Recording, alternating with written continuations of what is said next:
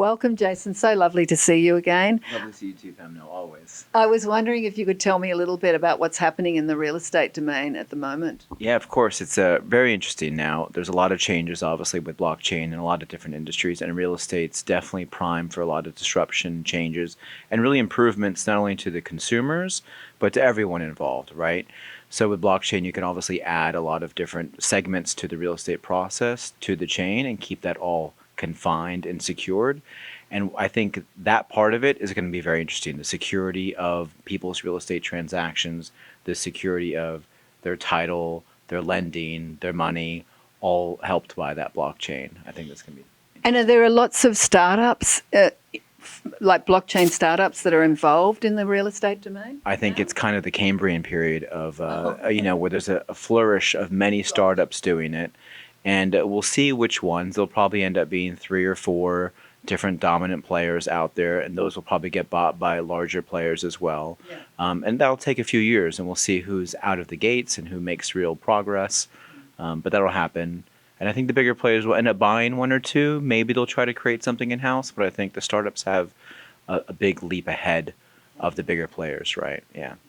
And what would you see at currently the big challenges for the real estate domain? I think there's a lot of regulation when you're dealing with, the government controlling different aspects of it. Lending, there's a lot of rules in that. And the money transfer, there's a lot of rules in that. So there's a lot of regulations to contend with and to get everyone on board, all the different regulating agencies, all the different major players that you're going to be working with, getting them to feel comfortable.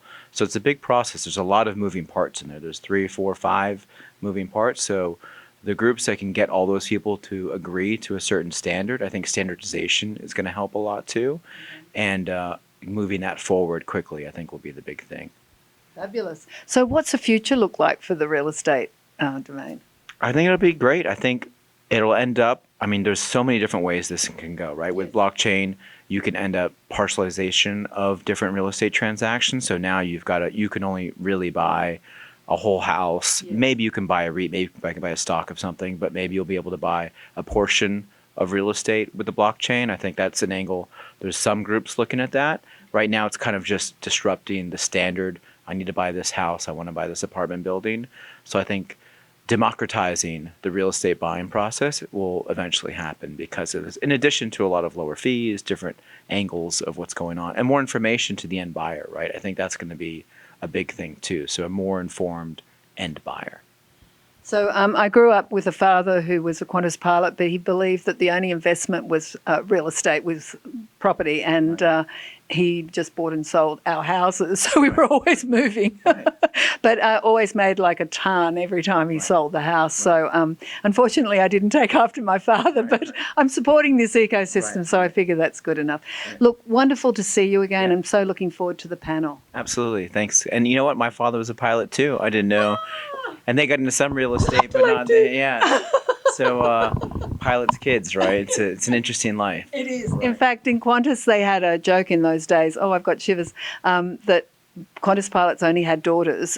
We had 4. I had three sisters, and I said, why was that? And they said, so that it wouldn't be continued down the line, because in those days, having a woman pilot was absolutely unheard of. Right. Not anymore, though. No, exactly. So I just thought that was interesting, and there were some pretty awful stories about some of the pilots and their wives, like one committed suicide with rat sack, and, horrible stories.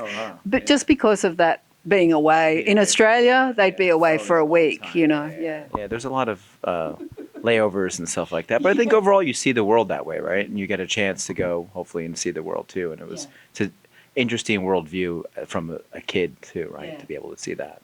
I did it on my own. Right. Me too. Right. Anyway, wonderful to see you. Okay, bye.